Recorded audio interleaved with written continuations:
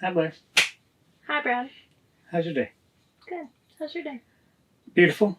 We've had a good couple days. Yeah, we have. Yesterday was like a Sunday rest day, and today was like a Sunday rest day too, but it's really Sunday. And yesterday was really Saturday. Yeah. A good day. Just hanging out. We've got some groceries and just had some friends just left our house. We cooked some chopped barbecue and chicken. Had a good little supper and good visit. So now we're going to answer some mail, if you will. Yes. Not snail mail. No. Email and comments. We're answering questions. Never was much good at hoping until you took my heart and tore it open. Never understood what love was until I took your hand with the load above us. And then you caught flame like a wildfire. Question number 1. How did we meet? Tell us all about it. How did we meet? I was on a solo hiking trip out west. I booked a flight to Denver, rented a car for 2 weeks, and then flew out of Las Vegas a couple weeks later and tried to do any and all things outdoors in the process. Knew Brad's sister. She said, "Hey, my brother's out there. Y'all should meet. You have a lot in common." So I put it off for a while. Finally reached out to him again after she asked if I had reached out to him, and I said no. And sent him my itinerary, point A to point B, all things in between, and we ended up meeting in Zion National Park a couple of days prior to the end of my trip. Yeah. He strolled in around 8 or 9 p.m. We met in the hotel room hallway. Gave him a little side hug, said, "Hey, how you doing? Had an awkward side hug. Nice to meet you." And then I went to bed. I said, No, we went to dinner. Oh, we did go to dinner. Well, we went to We got salsa and chips. salsa and chips and a drink, And a drink. then went back. Yeah. And then I went to bed because I wanted to be up by sunrise the next morning, or hiking by sunrise the next morning. Yes. So It was already late. I had a 5.5 hour drive down to there from where I was in Salt Lake City, Utah. And I had some higher bosses visiting the area, so I had to take them back to the airport, go home, grab my bag, change out of my work clothes, and put on my non-work clothes and get on the road. I remember driving down the highway distinctly listening to Old Dominion. It's the first time I paid attention to them or really heard them, but those songs will always stick out in my mind as kind of where you were when you first heard it situation. But I pulled in the hotel. We went to grab the salsa and chips and drinks, and we went back and went to bed. Like, we were both exhausted because we'd both been up for a long time. Blair had been, I don't know where that day, hiking around Zion, maybe the other side of the park. Yep. And so we get up the next morning, super early, get over to the bus so we can be the first ones on the bus to get to Angel's Landing and be up at Angel's Landing and back down before the crowds get there. Mm-hmm. So if you've never been to Zion National Park or don't know what Angel's Landing is, it's this very narrow trail. I don't remember the incline over the course of a couple miles, but it's a couple thousand feet over a very short time. You zigzag, switchbacks back and forth, and then you get on the actual trail, and it's very narrow. Mm-hmm. There are parts of it where you have to hold onto a chain, and there's a sheer cliff, just A drop off. I On mean, both to sides. the valley. Yeah. yeah. But it's a beautiful hike. Once we got up there, we got some pretty good pictures of Blair standing up there with her arms out. And there weren't many people up there then, and we just kind of sat and chatted, walked around, took some pictures. Super nice. And then we got back down, got on the bus, and went north and pulled off, got off at the next stop and walked around. Went as far north on the bus stop in the park as you can go, and we got into the Narrows, which is a river. River has carved out these canyon in these walls, and it's beautiful. Yeah. So it's a very narrow canyon and water that you can hike 10 miles or so just walking in water. Yeah. That's pretty great. And we sat down on the log out there, and then we, about a mile or two in, and we walked back, and I believe Pretty sure that's the one I just said. I think I love this girl. Yeah. And we hiked back and got cleaned up, and I asked her for a date. We did. So would you be my date for the night? She says, okay. Yep. So we got cleaned up, went to dinner at a restaurant down the road, walked to dinner. It overlooked, the back patio of the restaurant overlooked the steep canyon walls. So it was gorgeous, and the sun was setting. Had some steak and salmon. Headed back to the hotel room. I actually had a flight out less than 48 hours later. So my intentions were to drive back to Vegas the following day and then fly out at 4 o'clock in the morning. So that was kind of what our plans then turned into. I had a rental car, so I was able to turn in my rental car earlier than I had anticipated. We drove to Las Vegas together.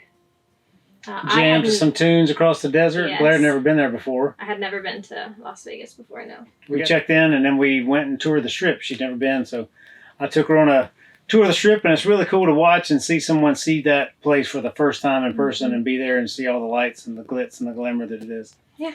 So we walked the Strip, and I showed her some of my favorite spots and my favorite things that I've seen about it, and where some of this little hidden things that most people don't see until you're intimately familiar with the place. But then we got cleaned up again and went to a show. Yeah. Cirque du Soleil. Cirque du Soleil. With the water version of the show. They're all fantastic, by the way, if you've never been to one. Blair was enamored with this performance, and I was also enamored, but also extremely tired and fell asleep. He did. He fell asleep in the middle of the show. But that's okay. Yeah. Yeah. It was good. Very good. Yeah. We're up way too early the next morning to go take Blair to the airport. We said our quick goodbyes and kiss on the cheek, and she got on a plane, and I went to work. And I believe we texted that day, but I don't remember specifics. But she texted me when she got home, or messaged me when she got home. But that's kind of how we met, and it was a pretty cool thing. Blair's got journal entries from it. Yes. What do they say? Dear diary. On this day, I met Bradley.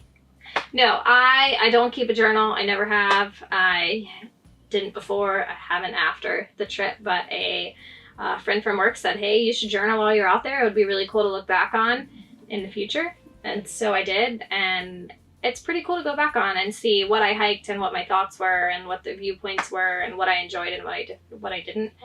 I guess at that point, we had known each other for 36 hours, 48 hours at most. Yeah.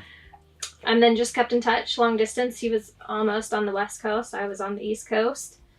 It was very intentional with our time. Emailed a lot back and forth. And then any chance that we could get off or be off together, we would make it happen. So he traveled a good bit for work, so I would meet him wherever I could. My schedule was very flexible, so I think the next time we met was 4 weeks later. San Diego. San Diego. Yeah. Old wooden ship. We went to San Diego, and then from there it was just a year and a half of fly east, fly west, meet wherever we were, and go explore. Yeah. We talked every single day in some capacity. We kept an email chain with each other. And one thing we really started doing, and this is, Blair said, intentional. I believe that this is a wonderful way to do life. At the end of every day, think of the acronym PIE, P-I-E. Physical, intellectual, and emotional. Think of how you are physically that day. What has tired you out? What has drained you? If you're on your feet all day working, if you had hard workouts, or whatever the things were, how do you feel physically? And then intellectually, what challenged you mentally today? What inspired you mentally today? What did you read today that was new or exciting or different? What did you, anything intellectually? What conversations did you have today that sparked interest or whatever the things were? So intellectually. And then emotional. How am I doing emotionally? Did I feel love in my heart today? Did I feel joy in my heart today? Was I sad about anything today? Whatever your emotions are for the day, just be expressive. We started doing that every night, and for me, I would tell you that it forced me to think deliberately during my day, what am I going to tell Blair today? So, one, I had to be deliberate in my thinking about how do I feel about the situation, or how do I feel about what's going on? What did I do specifically today to be intellectually challenged? And then physically, how am I feeling? And then, I really miss Blair when I didn't get to be around her, and I really enjoy, be elated and happy to get to talk to her on the phone. And I still find myself coming home in the day, and like we call each other on our drive home just so we get to talk more. So we go to bed pretty early. We're like, as soon as the sun goes down, we're asleep. So any chance that we get to have conversations, it may not be here, it may be just on the phone with each other, so we can come home and go to bed. Go to bed. But that's okay. That's part of that communication. It takes deliberate effort every day to maintain that. Mm-hmm. People say, I get frustrated when people say, "Oh, you're still newlyweds." Okay, but if you are genuinely thinking about that kind of stuff, like we just talked about, the acronym, and you're genuinely excited and thankful, I think every day I'm so thankful that I get to go home to Blair, and she is someone who shares my dreams in life and shares my aspirations in life, and I get to be part of the journey that she's on to. And that is a wonderful thought that I have daily, and I really, really appreciate that. So that's, I don't know, newlywed or not, we've been married for over a year and a half now. But anyway, she keeps the knives on a block over there ready to stab me at any moment, so I'm happy.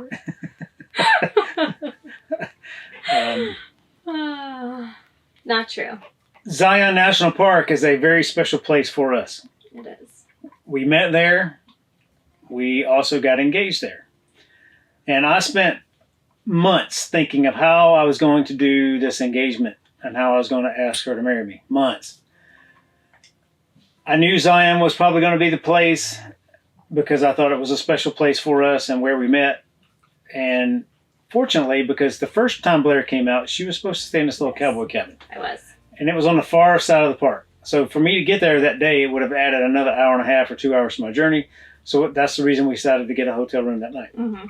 So I played along, and I was like, Blair, you should use that cowboy cabin that you never used the first trip she came out. She's like, awesome. We had a year, 365 days to use it before it was no good anymore. So I was like, plan a trip sometime in the spring, whenever it worked out. Ended up being April. So this week that this video is going to be released is 2018 was when we got engaged.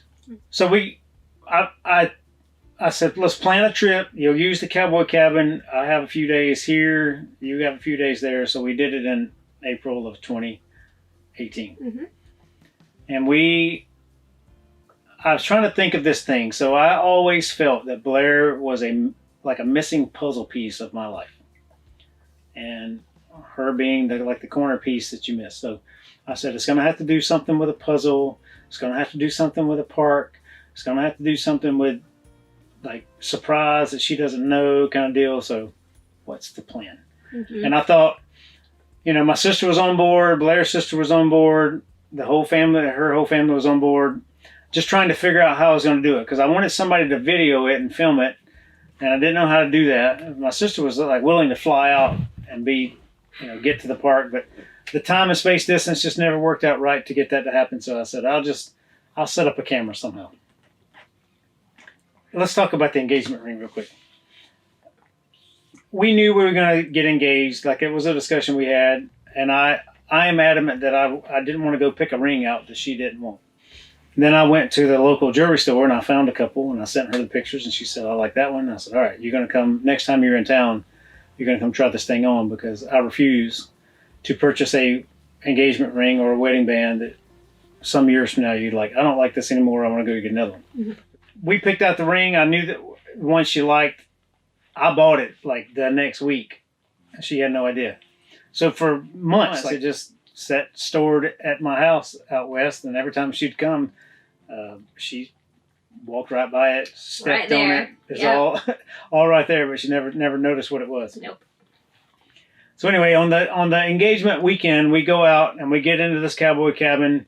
We go down to we get some charcoal and some wood, and we grilled some chicken, I believe it was, on the outside fire pit. Had just a good visit. We walked around the campgrounds there, enjoyed the views. A beautiful place. Yes. And I had this little puzzle. It was a little 3x3 inch square puzzle, and it said, "Will you marry me?" And I took the corner piece off of it, and I just dropped it over beside the bed where she was going to be sleeping. I kept stepping over it. Oh. And you were like, oh my God, she's never going to find it. Like, what is she doing? Oh, that's right. And then finally, I think he went around and he was like, oh, what is this? Look what I just found on the floor. This is a puzzle piece. Like, we should keep it, since we had keychains that were puzzle pieces as well. And I was like, okay. I was like, we don't keep things. Like, we have a very minimal amount of stuff. It's teeny. I mean, it was tiny. I mean, it was smaller than my thumb. And I thought, like, well, that's very odd. Like, it doesn't have any color to it. It was just wooden. It was a corner. I was like, this is weird. And he was like, just put it in your wallet and we'll save it and we'll keep it. And I was like, well, you don't keep things. Why is he telling me to keep this puzzle piece? So, carry on our evening. Yeah. Next morning, we wake up. Super early. I always roll over and ask what time it is, whether or not I can go back to sleep or if I need to wake up. And never did he ever tell me what time it was. He would either... I still don't. He always says, you don't sleep enough, go back to sleep. It's too early. But that morning you were awake and you were on your phone, and I asked him what time it was, and he was like, oh, it's 5 o'clock in the morning. And I was like, oh, well, we didn't plan on waking up that early, but, like, do we want to go for a sunrise hike? And he was like, yeah, we should go for a sunrise hike. We should. And I was like, okay, like, you're very eager. But I was so excited just to be there. I was so excited. Like skipping. I didn't even know what was going on. I was just so excited to be back in Zion. And I remember leaving the cabin, driving in, and being like, I don't think you understand how excited I am today. Like, we were doing a hike called Observation Point. So you're going from the very lowest point in the canyon to the very highest point over the course of 4 miles, I think. And then 4 miles back. And, like, the pictures were incredible. The views were going to be incredible. I was just so giddy about going on this hike. Yeah. We pull into the park. Clue. We got to make coffee, got in the truck, drove over into the park, and we were trying to find a spot. And I said, there's the first pull off. I knew it had a good view from right there. So I'm like, let's just stop here and take some pictures and see what it looks like. I heard good things about it, knowing this is where all the things are going to take place. We pull over. I put my little backpack on. So in my backpack, I got my phone and the tripod. I got the rest of the puzzle, and the ring and the ring box, and just trying to get where she doesn't dig in my bag for some reason, and water and whatever else. And we walk out to this one spot, and I'm trying to find a spot where I can set the camera up and have her not pay attention to me and get down on her knees so she turns around and finds it. My intent was to put the tripod out with the camera so I could take a picture of us standing there. And then, so me thinking I'm being slick, I said, hey Blair, go turn the camera on and make sure it's turned on. And below the camera, I had the puzzle, and I had the ring in my pocket then, because I had sent her off. I said, go scout out a spot for us to get a photo. She skips off over here, and then she comes skipping back. I'm like, go check out over there. She skips off over that way, because she'd come back too early for me to get all set up. So I set the tripod up. I put the puzzle on the ground right below it, and it's this tall. It's not like it's 8 feet away. It's this tall. She had to bend over and look down at it to get the thing turned on. With the missing corner puzzle piece. Yeah, the missing corner puzzle piece. So I set all that up, and then I get the ring, and I put it on my pinky finger, and I go walk back, and I get down on my knee, and I said, Blair, go turn the camera on. She goes over there, and she pushes the power button. I was already recording. I was hoping she would see the puzzle, then turn and look at me in shock and awe. And it would all be documented. She turned the camera off. I turned the camera off. He told me to turn it on, so I turned it on because I thought I was turning it on, and then I saw the puzzle after I turned the camera on. I said, Blair, look down. And she looks down and sees it. And then you see the traffic jam that just happened in her brain. That's the best thing that I ever seen. Like, the traffic jam that happened when everything that happened Everything over the lined last up, number of yeah. months crash landed into realizing what just happened. Yep. All those little weird things that happened, all the little conversations, all the text messages she may have seen and didn't understand the full, it all came crashing down. Yep. Then we have after, and Blair's still kind of shaky and exciting, and we went to tell everybody what happened. Brad proposed, and I turned off the camera halfway through. So none of it is documented. But he was just like me. Went and had the rest of the day, but it was a beautiful, a beautiful thing. I cherish that memory. I remember that again. That thought traffic jam that happened in your mind was because I can't make that happen very often, but it's pretty cool when I can. Yeah. We did our rest of our hike. So anytime we're out doing things, Blair makes Blair noises. We call them some little hum she makes, but I always know that she's okay and happy when she makes her little humming noises, and when she's quiet, something's wrong. But all that morning she was hummy and happy and toppy. The views were absolutely worth it. Great day. Incredible. Got back, made all the phone calls to all the people, and I still catch her looking at a ring on occasion. And it's pretty great. It's pretty sad. Yeah. Why is it sad? It's not sad. I don't think it's sad. I think it's great. I like to catch you looking at it. Yeah. It's a good looking ring. So that's how we met, and that's how we got engaged. At some point in the very near future, you'll hear some more stories about us. So if you have things you'd like to know, we are happy to share, glad to share. I love our story. I love our life. I love our story. I love what we get a chance to do, and we are so thankful to have each other and the opportunity to share that with others, and hopefully it can inspire someone. So, what you want to know? We'll do our best to answer it. And Two.